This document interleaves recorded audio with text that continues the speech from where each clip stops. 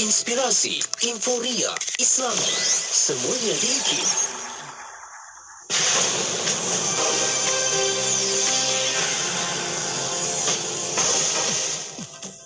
Bismillahirrahmanirrahim. Assalamualaikum warahmatullahi wabarakatuh dan salam sejahtera.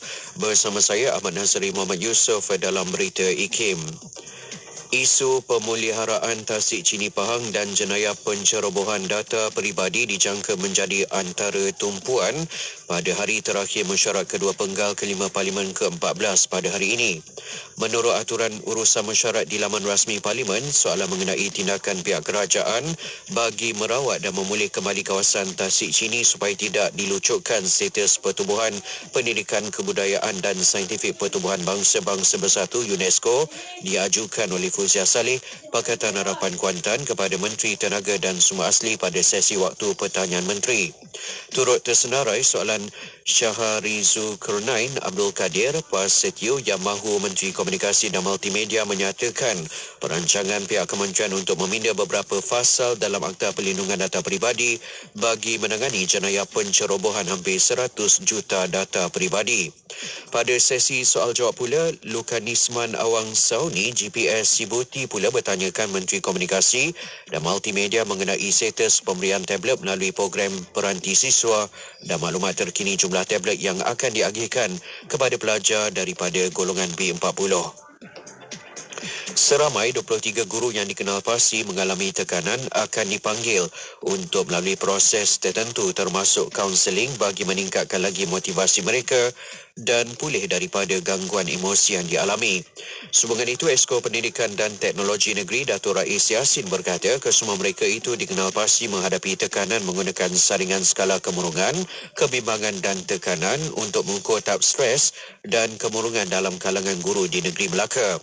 Selain itu, ujar Dato' Rais, pihaknya tidak akan mendedahkan kepada masyarakat apakah masalah yang dihadapi oleh mereka, namun pihaknya akan memastikan pihak Jabatan Pendidikan Negeri JPN membantu kesemua guru berkenaan. Kerajaan negeri melalui Yayasan Warisan Anak Selangor dan Jabatan Anak Istimewa Selangor, ANIS, memperkenalkan inisiatif prasekolah khas ANIS secara percuma untuk anak istimewa di negeri Selangor.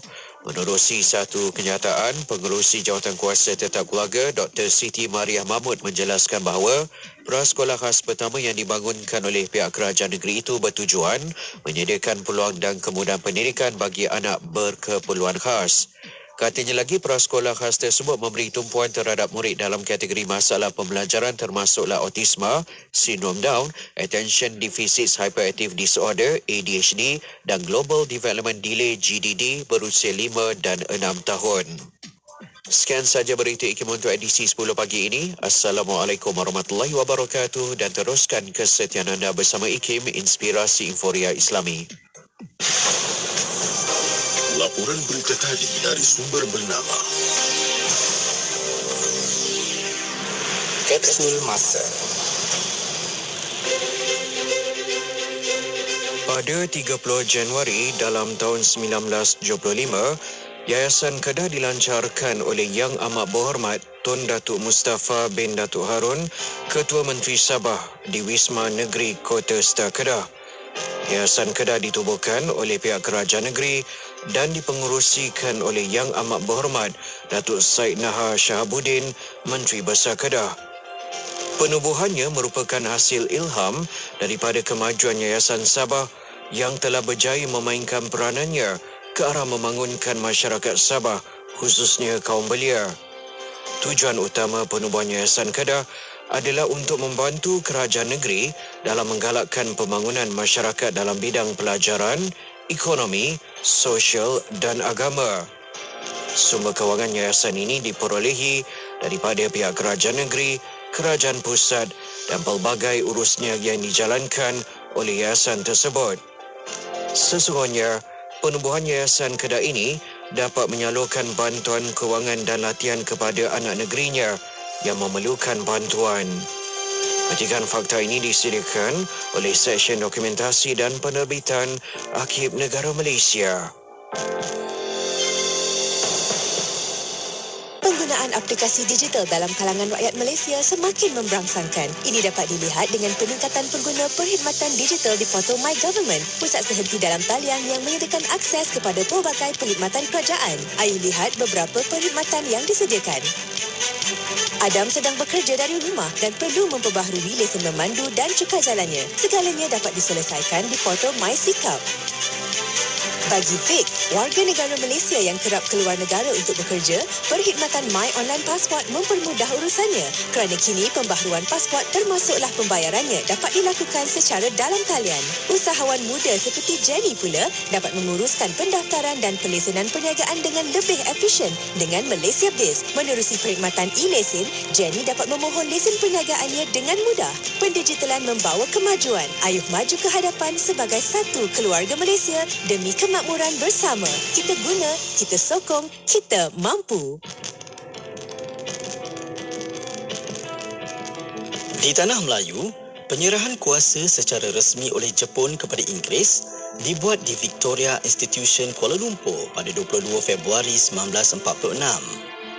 Inggeris telah memperkenalkan Malayan Union yang memberikan hak sama rata, khususnya dalam isu kerakyatan kepada semua penduduk tanpa mengira keturunan dan kesetiaan mereka terhadap negara.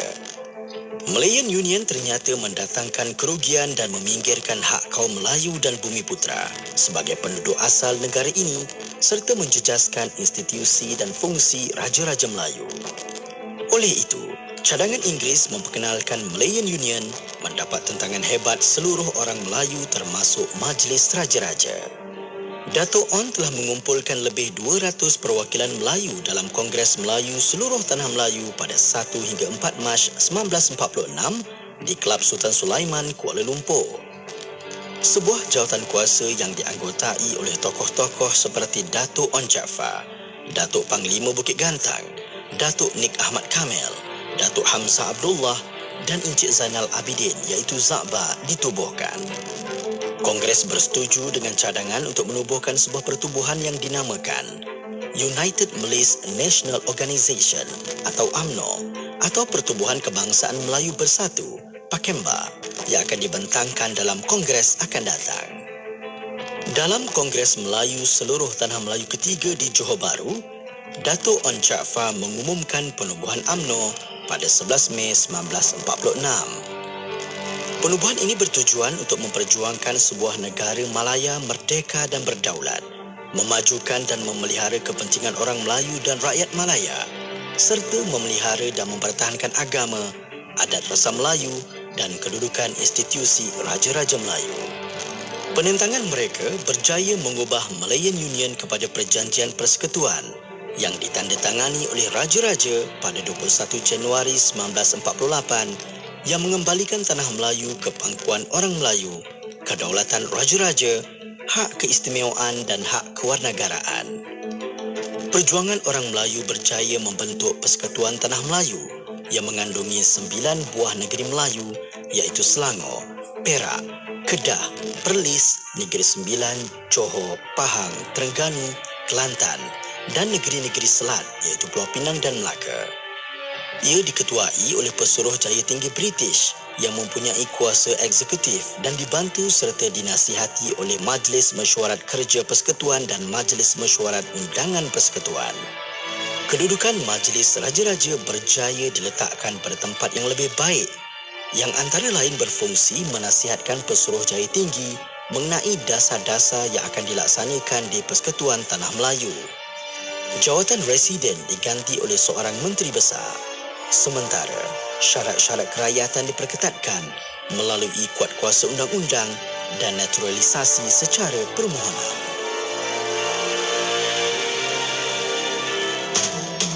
Selami ilmu untuk kehidupan kita seharian bersama Nur Hayati Paradi di Aspirasi 101. IKIM, Inspirasi Inforia Islami.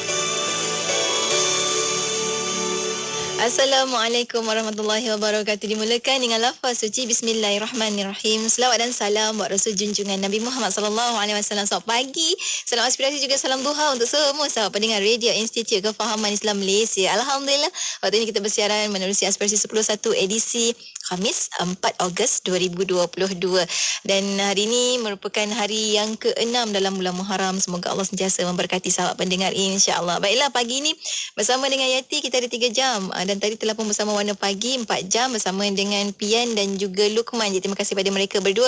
Diharapnya setiap celoteh mereka bukan kata-kata kosong berlalu begitu saja, tapi ia memberi impak positif juga dalam kita melalui kehidupan kita dengan lebih baik lagi insya-Allah. Baiklah, untuk hari ini perkongsian kita bakal kita mulakan dalam aspirasi 10.1 kita ada perkongsian menerusi rancangan Tahsinul Ibadah. Jom kita sama-sama nak masuk kelas. Kan kita akan bersama dengan Ustaz Ahmad Lutfi Muharram untuk sesi soal jawab bersama dengan Ustaz Ahmad Lutfi Muharram dalam Tahsinul Ibadah. Jadi anda boleh ajukan soalan anda di FB IKIM FM, di YouTube channel IKIM, maupun anda boleh juga kongsikan di WhatsApp konti di 011 29 004 004. Ajukan soalan anda di 011 29 004 004. Bakal bersama dengan Ustaz sebentar saja lagi. Saat ini jom kita dengarkan terlebih dahulu lagu sebagai pembuka tirai kita pagi ini.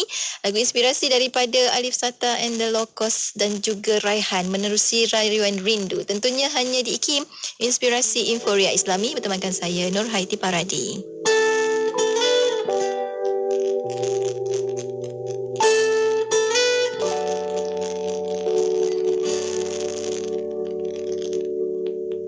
Hatiku merayu rindu, kasihku padamu syahdu, munajat hamba padamu mengharap kasih sayangmu. Hatiku merayu rindu, kasihku padamu syahdu, munajat hamba padamu mengharap kasih sayangmu. Carilah ilmu mengenal Allah, tanamkan takut neraka Allah, semaikan harap syurga Allah, carilah keredaan Allah. Rinduku ya Rasulullah, padamu ya Habib Allah, walau tak pernah bersua cintaku tetap membara. Rinduku ya Rasulullah, padamu ya Habib Allah, engkaulah buah hatiku, engkaulah kekasih Allah. Alangkah indah peribadimu, tidak tergambar mulia akhlakmu. Engkaulah Rasul pilihan Allah, bawa rahmat seluruh alam. My heart is loving you, my heart is just for you, knowing you Allah, I will try to get close to you. My heart is loving you, my heart is just for you, knowing you Allah, I will try to get close to you. Let us find a way to know our God, fear the tortures of hellfire, think of pleasures of paradise, find the way to get Allah's love.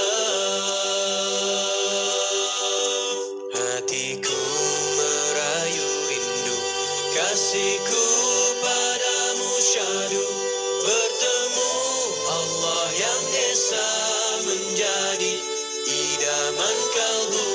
Hatiku merayu rindu, kasihku padamu syahdu, bertemu Allah yang esa menjadi idaman kalbu.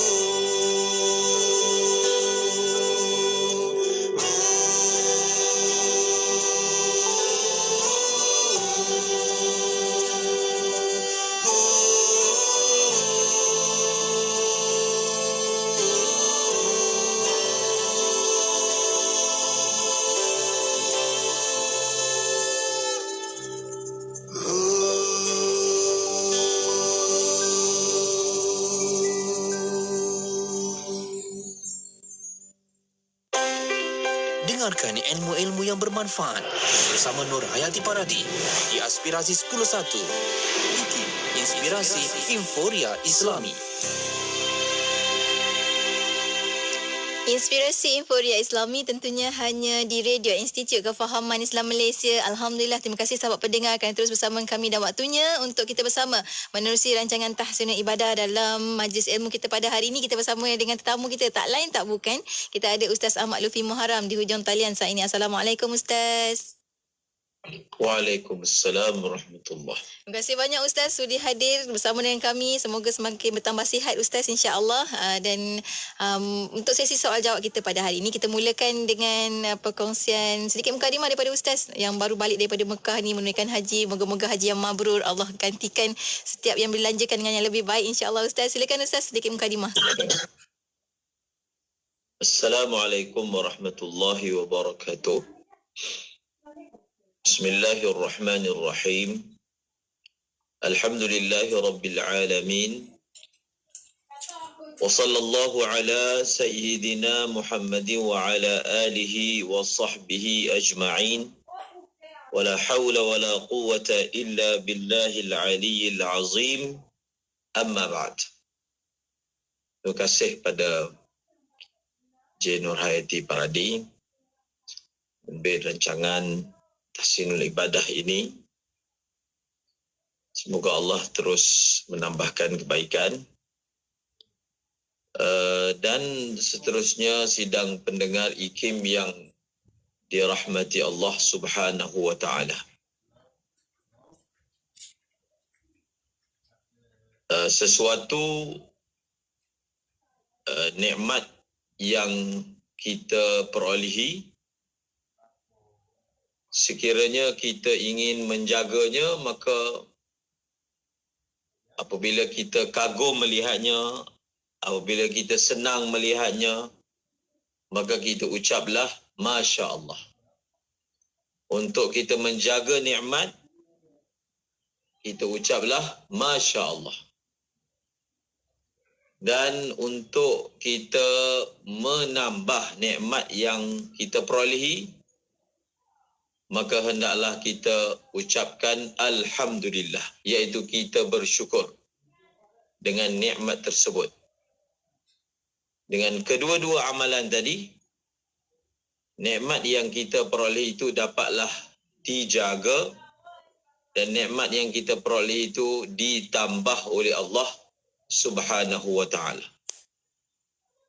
Dan segala nikmat yang kita dapat adalah merupakan ujian daripada Allah Subhanahu wa ta'ala. Bahkan di sisi seorang Muslim mendapat niqmah. Ni'mah ni lawan dia niqmah. Ni'mah apa yang kita suka. Niqmah apa yang kita tidak suka. Ataupun kita sebut sebagai musibah.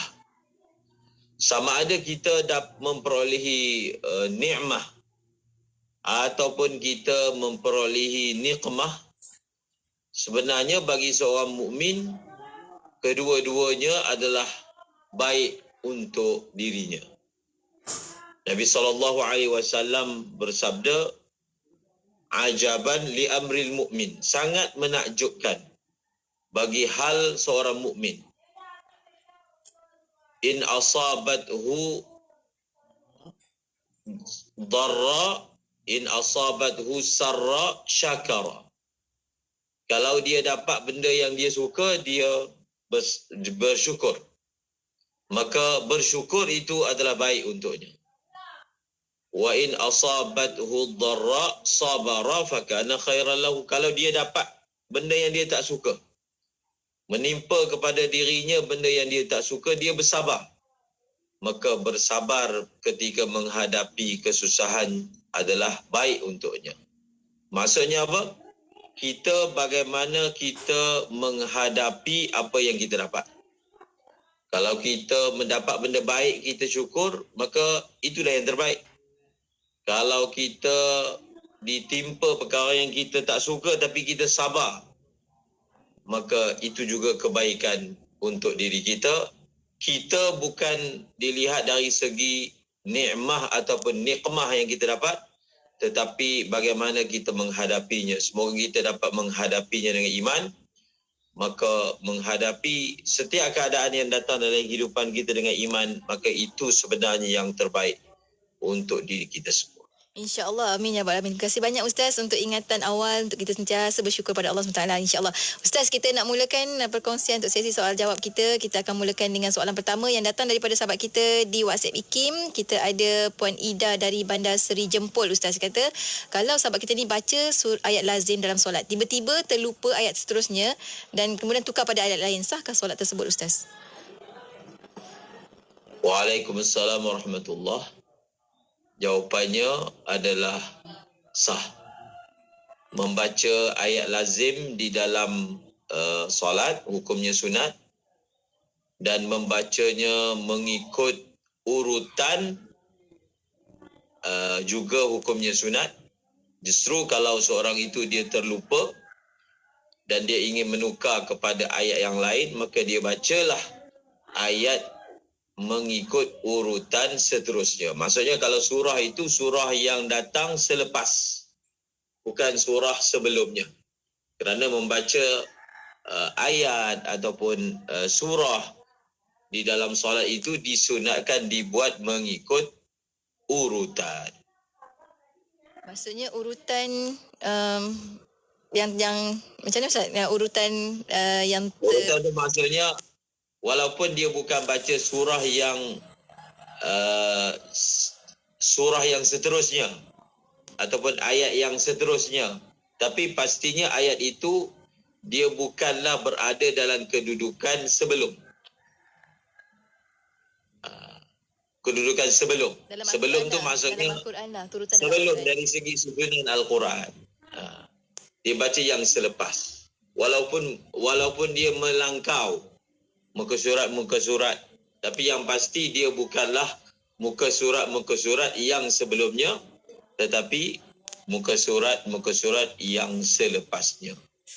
Baik, Ustaz, nak tanya, ada tak dalam solat-solat ni Ustaz, surah-surah yang terbaik untuk dibaca macam solat-solat fardu lah Ustaz? Dalam sembahyang memang ada surah-surah tertentu yang disunatkan kita baca di dalam sebahagian solat.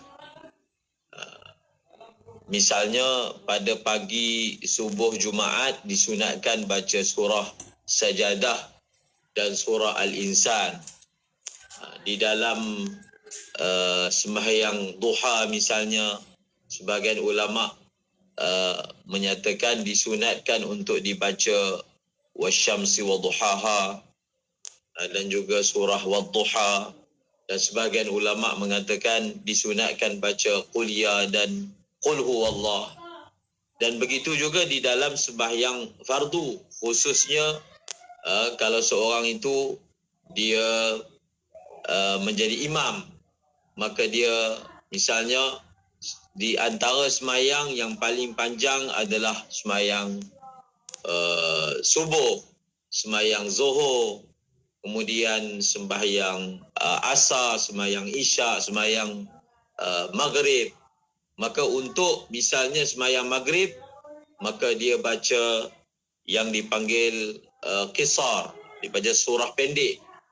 Jadi surah pendek itu misalnya ada yang menyebut bermula daripada surah Wadduha sehingga akhir surah.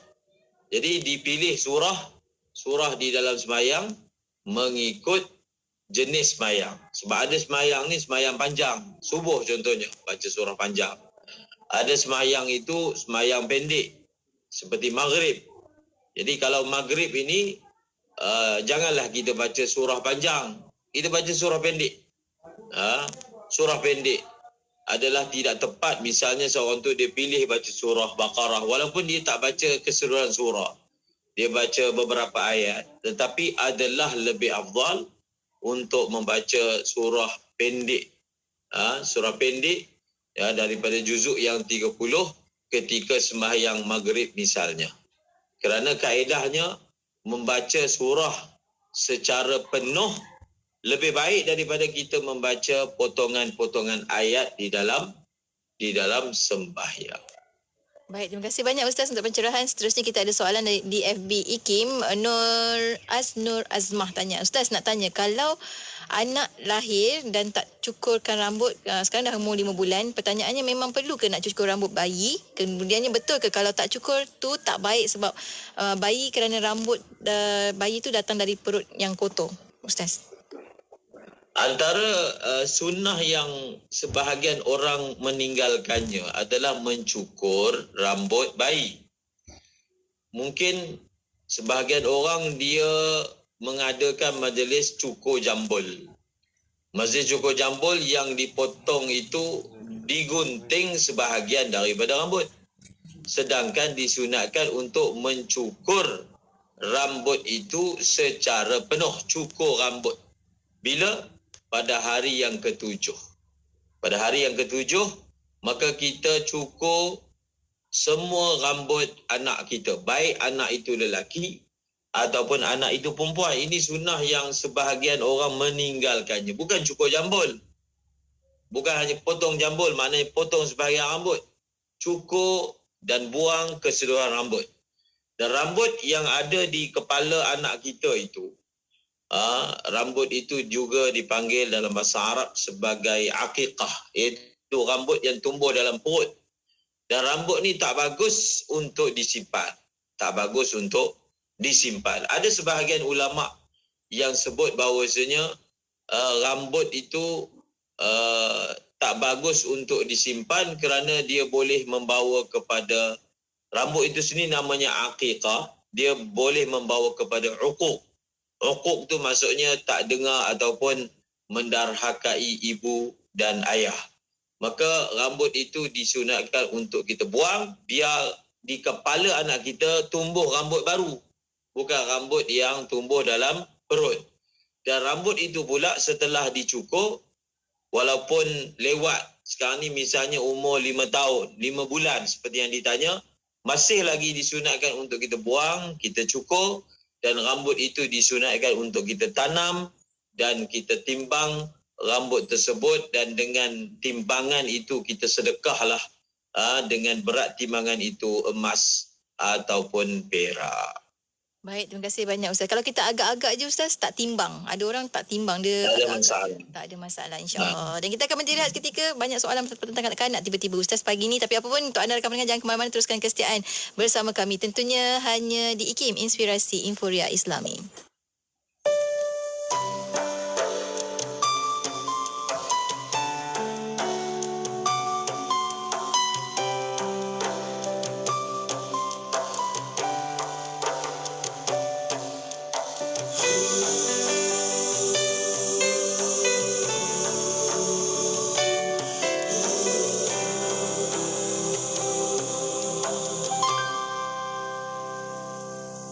صلى عليك الله يا رسول الله صلى على رسول الله محمد مصطفى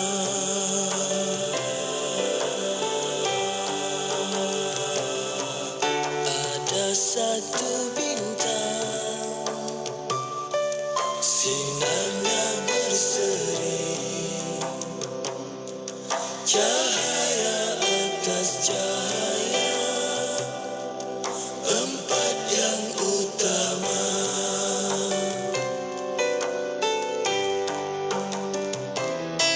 Salli alaikumullah ya Rasulullah,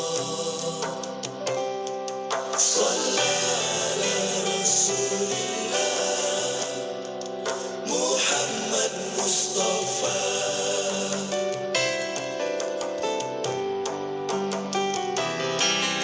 Satu menyampaikan, dua beramanah,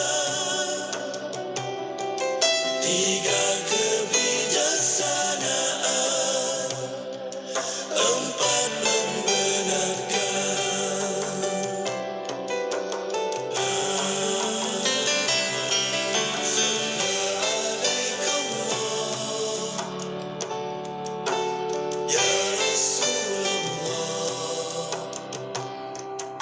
صلى على رسول الله محمد مصطفى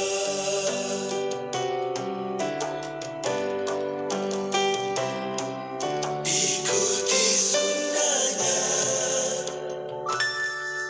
jangan kita ragu cobalah sedaya mampu hidupkan bererti. Inspirasi Inforia Islami tentunya hanya di IKIM kembali bersiaran menerusi rancangan tahsunan ibadah untuk sesi soal jawab bersama dengan Ustaz Ahmad Lufi Muharram. Anda boleh ajukan soalan anda di ruangan komentar FB dan juga YouTube channel IKIM dan juga di WhatsApp IKIM di 0112904004. Ustaz, kita nak ke soalan seterusnya.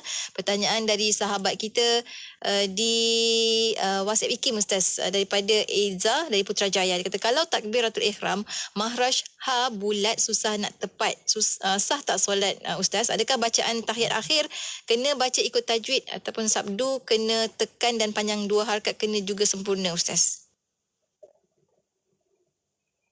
Bismillahirrahmanirrahim.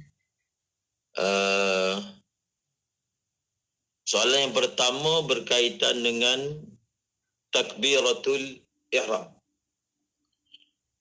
Beliau menyatakan bahawasanya makhraj ha itu susah untuk dilafazkan.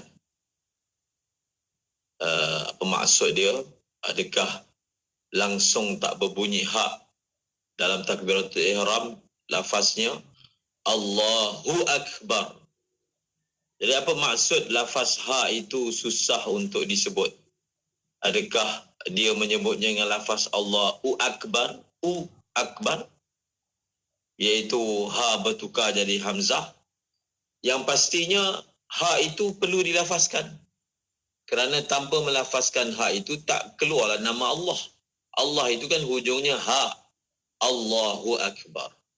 Maka sekadar dia melafazkan ada bunyi hu tu sudah memadai. Tidak perlulah ketepatan seperti mana ketepatan dalam tajwid.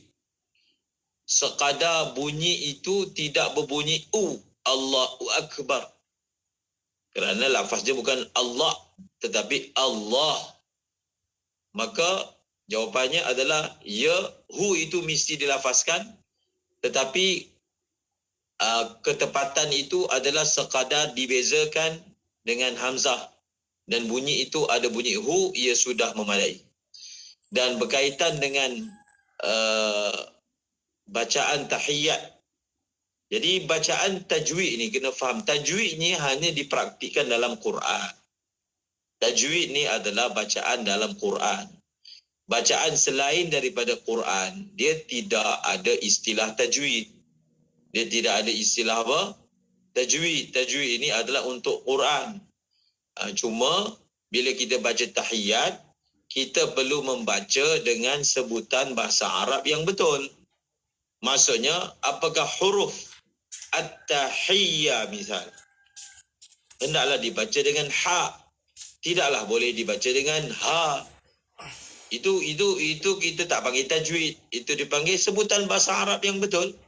At-tahiyyah disebut. Dan berkaitan dengan mat yang ada di dalam tahiyat. Tidaklah disyaratkan kita baca panjang dia sama 2 harakat. 2 harakat itu bacaan di dalam bacaan Quran. Yang penting seorang itu dia menyebutnya panjang. Misalnya at-tahiyyatul mubah. Walaupun ya itu tak panjang 2 harakat, ia memadai. Kerana at-tahiyyah itu walaupun tak panjang 2 harakat, maknanya tak bertukar. Maknanya tidak bertukar. Yang penting dia ada panjangkan. Jangan langsung tak ada panjang. At-tahiyyatul mubah misalnya. Itu tak boleh. At-tahiyyatul mubah. Tidaklah disyaratkan dia kira 2 harakat pada setiap mad asli. Tidak disyaratkan. At-tahiyyatul mubarakah. Tak perlu. Hanyalah dia membezakan bacaan itu antara panjang dan pendek, sekira-kira dalam bahasa Arab tak tukar makna. Macam orang Arab bercakap. Dia bercakap, bila bercakap, yang mana panjang kita boleh bezakan berbanding yang pendek, tapi tidaklah dipanjangkan sampai 2 harakat. Dan tidak memanjangkannya 2 harakat, tidak mengubah makna. InsyaAllah. Ya Allah, terima kasih banyak Ustaz. Seterusnya kita ada soalan daripada FB Ikim Pengyuganu kata. Ni tentang uri Ustaz. Kata, Ustaz, uri dah 9 bulan sahabat kita tanam. Sekarang tempat tu nak buat pembinaan. Adakah sahabat kita kena pindahkan uri tersebut Ustaz? Uri dalam bahasa Arab disebut sebagai mishmish. Mishmish dalam bahasa Arab. Maka uri ini dia sebenarnya tidak wajib pun ditanam. Tidak wajib ditanam. Hanya disunatkan untuk ditanam. Hanya disunatkan untuk ditanam. Maka adakah wajib untuk diubah ke tempat lain hukumnya? Tidak. Kalau seorang itu dia telah tanam, dia telah sempurnakan tanam itu, maka sudah memadai. Baik, seterusnya soalan daripada sahabat kita di FB Ikim berkenaan dengan duit sewa Ustaz. Kata, Assalamualaikum Ustaz. Kata, saya nak tanya, penyewa rumah sahabat kita ni tak bayar sewa selama 2 tahun. Patutkah sahabat kita ni dia kata, patutkah dia niatkan sedekah saja Ustaz? Apakah yang terbaik buat kami sekeluarga dunia akhirat? Mohon nasihat daripada Ustaz sendiri. Kalau seseorang itu tidak bayar sewa kepada kita, maknanya dia berhutang dengan kita. Dia berhutang dengan kita. Dan sekiranya seseorang itu dia berhutang dengan kita dan orang itu tidak mampu untuk membayarnya, maka kita disunatkan untuk beri tangguh. Seperti mana firman Allah, wa in kana dzu usratin fanaziratun ila maisarah. Kalau seorang itu dia susah, maka berilah tangguh kepadanya sehingga dia senang, Dan setiap kali kita bagi tangguh ataupun setiap kali kita memberi hutang kepadanya, maka kita akan dapat pahala. Kita akan mendapat pahala sejumlah hutang yang kita berikan. Adakah kita perlu menghalalkan ataupun tidak? Mengikut iman kita lah. Mengikut iman kita. Maknanya kalau kita boleh ikhlas untuk menghalalkan, kita tak ada marah-marah, kita tak ada ungkit-ungkit, maka kita lakukan. Tetapi kalau kita tak mampu melakukan seperti itu, berpada dengan kita bagi tangguh sahaja, dan kita mempunyai hak yang dibenarkan oleh syarak untuk tuntut hutang kita. Jadi menuntut hutang bukanlah sesuatu perbuatan yang bertentangan dengan akhlak Islam, kerana itu hak kita. Tapi kalau kita nak buat lebih daripada itu, maknanya menuntut hutang itu hak kita, tetapi menghalalkan hutang itu, maka itu satu pengorbanan. So kalau kita boleh buat tanpa kita mengungkit, tanpa kita marah-marah, tanpa kita kata belakang, maka kita buat. Tapi kalau kita tak mampu melakukannya, berpada dengan memberi tangguh, dan kita ada hak untuk menuntut hutang kita, dan kita boleh menuntut hak kita itu walaupun sehingga pergi jauh ke mahkamah kalau perkara itu jadi besar. Baik, terima kasih banyak Ustaz untuk pencerahan. Seterusnya kita ada Salih Macho di FB Ikim tanya soalan, kata, solat subuh pagi Jumaat, boleh ke imam baca ayat sajdah untuk 2 rakaat? Maksudnya kedua-dua rakaat itu dengan surah sajdah Ustaz. Maksudnya imam itu membaca surah sejadah itu di bahagi 2. Sebahagian surah dibaca pada rakaat yang pertama dan sebahagian surah dibaca pada rakaat yang kedua. Kalau ditanya boleh, memang bolehlah. Itu kita selalu ulang, sebab bacaan itu hukumnya sunat, bukan hukumnya wajib, sehingga ada istilah berdosa ataupun tidak berdosa kerana meninggalkannya. Dan daripada segi afdalnya, maka afdalnya adalah membaca satu surah itu di dalam satu rakaat. Surah Sejadah dibaca dalam rakaat yang pertama dan surah Al-Insan dibaca dalam rakaat yang kedua. Baik, terima kasih banyak Ustaz. Seterusnya kita ada soalan di WhatsApp IKIM. Pertanyaan seorang bapa Ustaz. Tanyakan soalan berkenaan dengan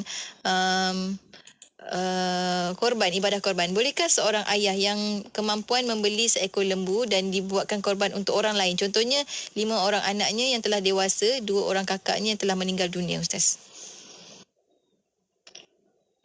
Melakukan korban untuk orang lain.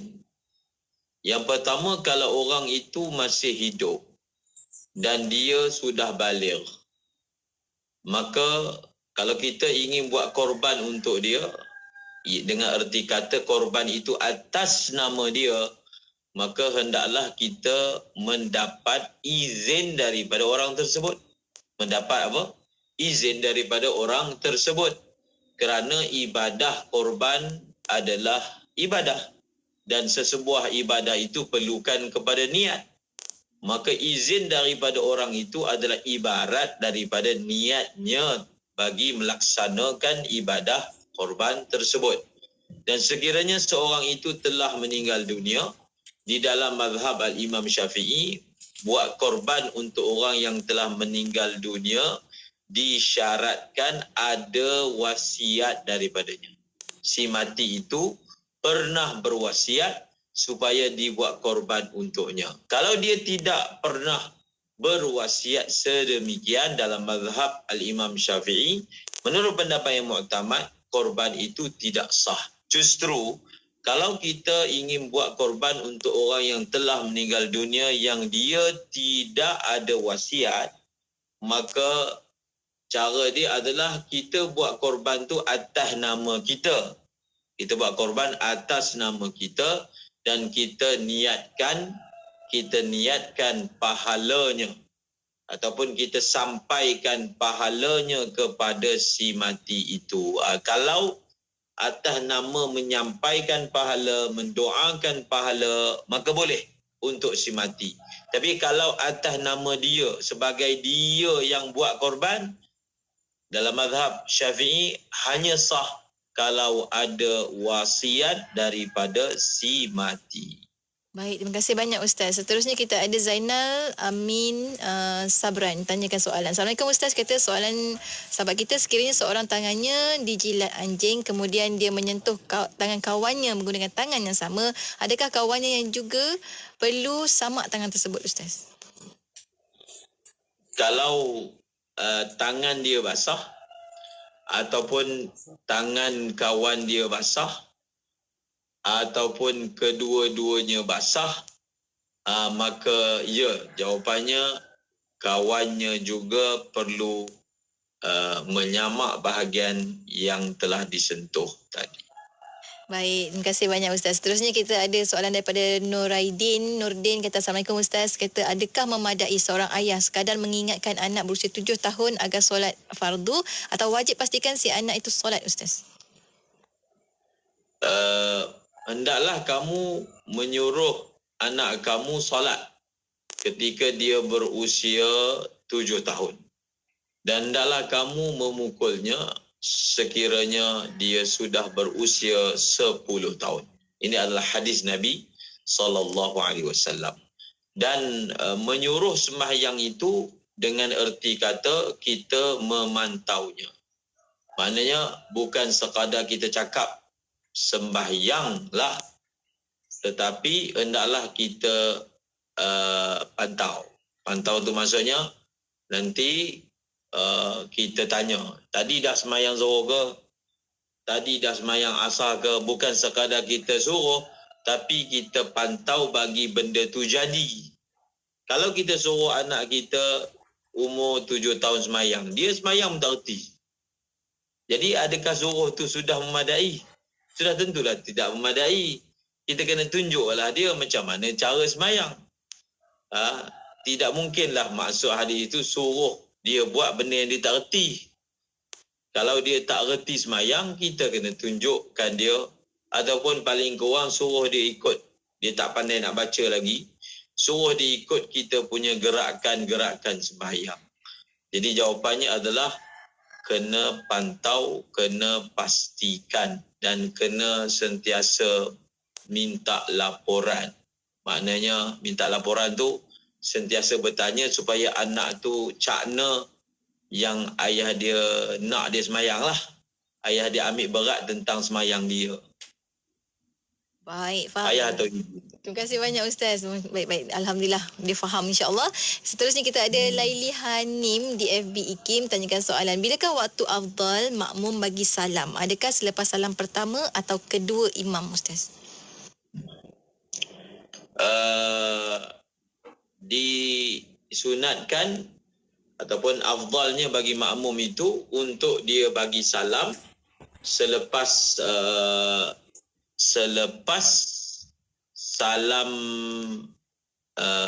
salam pertama imam. Maksudnya imam bagi salam Assalamualaikum warahmatullahi. Kemudian selepas itu dia dah boleh bagi salam.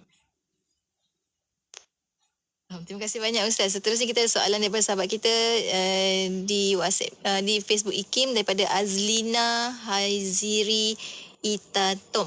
Dia kata, Assalamualaikum Ustaz, saya nak tanya apakah hukum seorang wanita mengerjakan solat Jumaat? Adakah perlu ditunaikan solat Zuhur selepas menunaikan solat Jumaat itu Ustaz? Hukum wanita mengerjakan solat Jumaat ni tak wajib. Tak wajib. Tetapi kalau dia buat juga sembahyang Jumaat, maka dia tak perlu untuk mengulangi sembahyang Zuhur kerana sembahyang Jumaat itu adalah menggantikan sembahyang Zuhur. Siapa yang telah buat sembahyang Jumaat, dia tak perlu sembahyang Zuhur. Siapa yang belum sembahyang Jumaat ataupun tidak sembahyang Jumaat, maka dia perlulah sembahyang Zuhur. Baik, terima kasih banyak Ustaz. Seterusnya kita ada soalan daripada sahabat kita di WhatsApp IKIM Ustaz. Dia agak kontroversi juga soalan ni. Cumanya kita tanyakan soalan. Assalamualaikum Ustaz, apakah hukum membela jin sebagai peliharaan?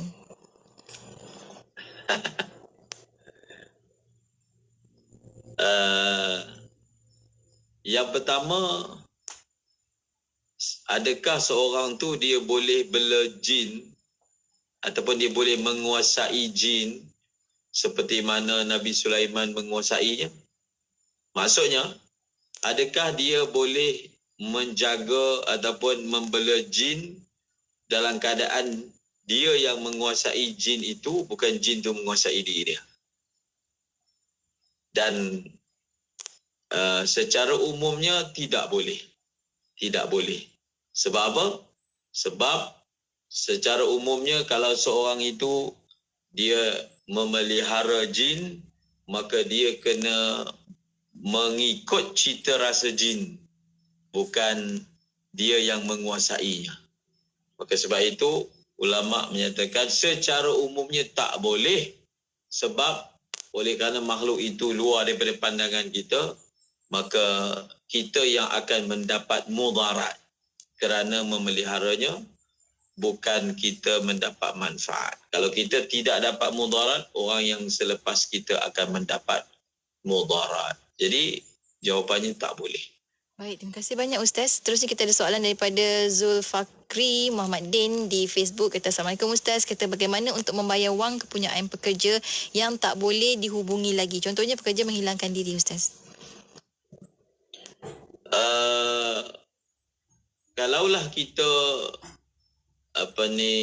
ada hutang dengan pekerja kita, iaitu hutang gaji dia, maka pertama kita simpan dengan niat kalau dia datang kita akan bayar. Apatah lagi kalau jumlah wang itu adalah satu jumlah yang terasa lah dalam hati kalau dapat ataupun kalau hilang. Dia punya jumlah dia.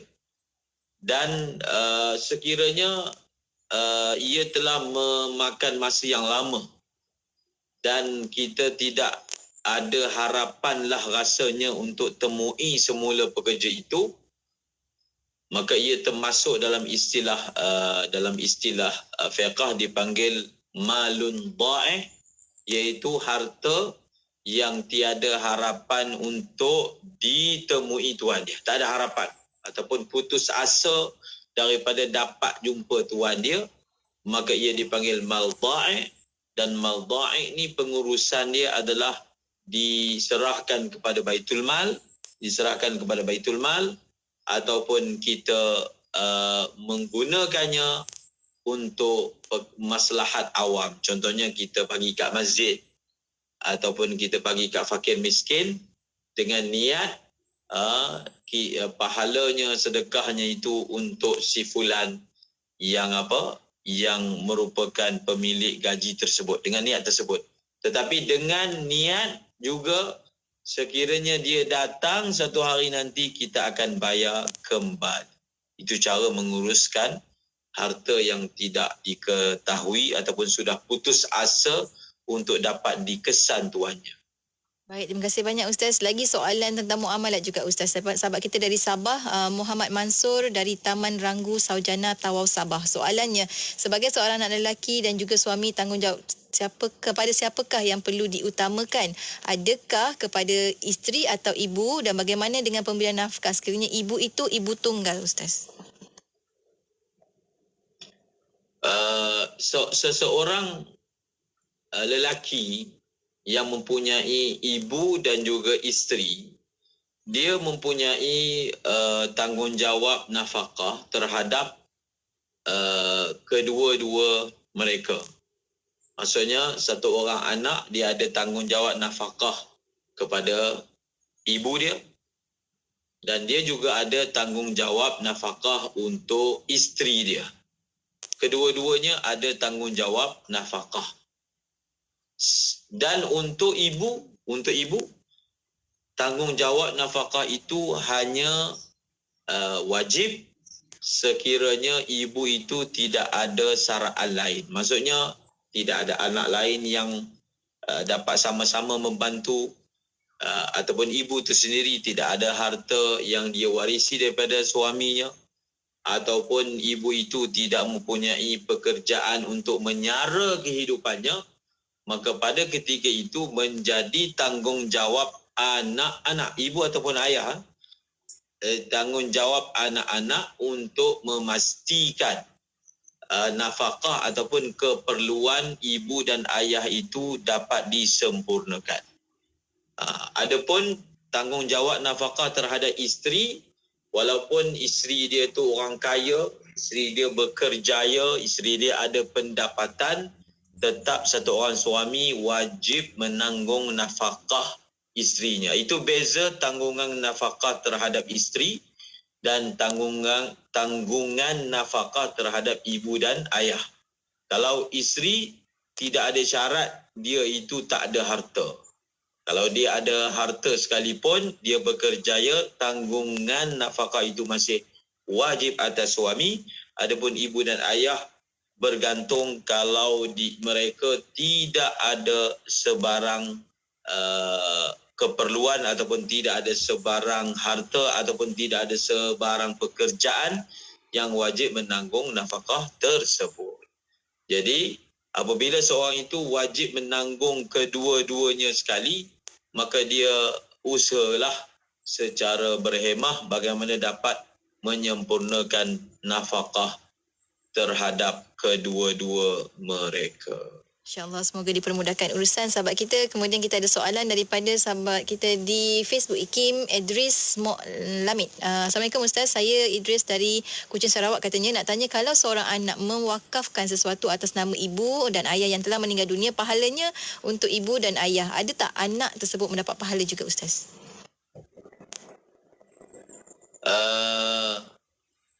Apabila seseorang itu dia wakafkan. Dia wakafkan. Jadi wakaf itu atas nama dia lah. Dia yang pewakaf. Bukan ibu dan ayah dia. Bukan ibu dan ayah dia. Tapi dialah yang pewakaf. Dan wakaf ni juga adalah salah satu daripada bentuk sedekah. Wakaf ini adalah salah satu daripada bentuk sedekah. Dan sedekah ini kita boleh niatkan untuk orang lain. Dan ulama telah sebut bahawasanya apabila satu orang dia bersedekah, dia niatkan untuk orang lain, maksud dia adalah dia niatkan ataupun dia doakan seumpama pahala itu. Bukan maksudnya pahala itu dia tak dapat, kan? Bukan pahala itu dia tak dapat. Macam satu orang, dia menjadi sebab orang lain sembahyang. Dalam hadis kata, dia akan dapat pahala. Bukan maksudnya pahala orang yang dia dakwahkan itu berpindah daripada diri orang yang mengerjakan sembahyang, berpindah kepada diri dia. Maknanya orang tu kosong, dia yang dapat. Bukan. Tetapi dia akan dapat pahala yang sama. Dia akan dapat pahala yang sama. Jadi begitulah juga. Bila satu orang itu dia bersedekah, kita baca tahlil, kita niatkan, kita doakan, Allahumma awsil, ya Allah sampaikanlah pahala. Dalam kitab dia kata maksud sampaikanlah pahala iaitu sampaikanlah seumpama pahala. Seumpama pahala yang kami baca ni, Quran, kami tahlil, kami berzikir, seumpama pahala itu, ya Allah kami doakan sampaikanlah kepada fulan. Begitulah juga bila kita berwakaf untuk ibu dan ayah kita, maka kita mendoakan supaya seumpama pahala wakaf ini diberikan kepada ibu dan ayah kita. Masya Allah, terima kasih banyak Ustaz untuk pencerahan. Dan Ustaz, kita sampai ke hujung-hujung pertemuan kita pada hari ini. Terima kasih pada sahabat-sahabat pendengar yang mengajukan soalan. Ustaz, hujung ni sedikit kesimpulan dan kata-kata akhir lah pesan-pesan Ustaz untuk rakan pendengar kita. Silakan Ustaz.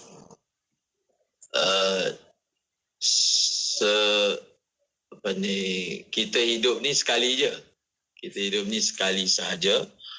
Maka buatlah sesuatu yang memberi manfaat kita di kehidupan yang selama-lamanya, iaitu kehidupan selepas mati.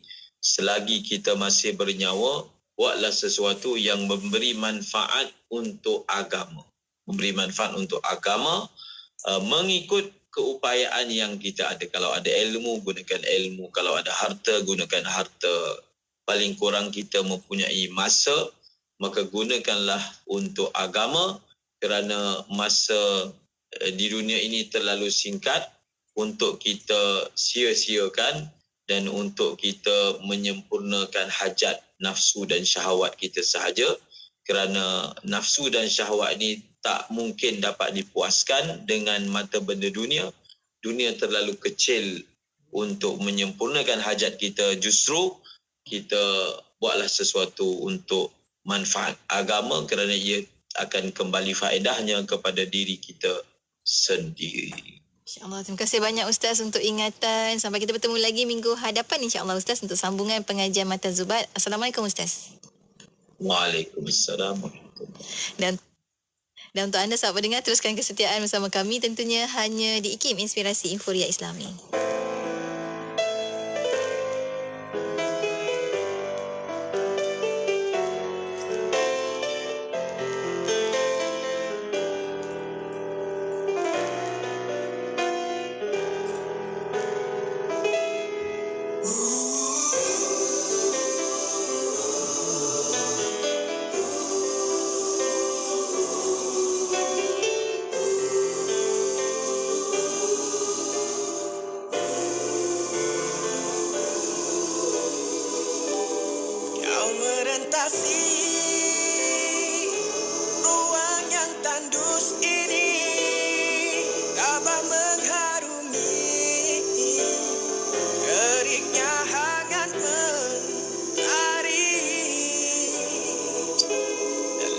Nyatakan segala kebenaran, jua kau buktikan artinya kesetiaan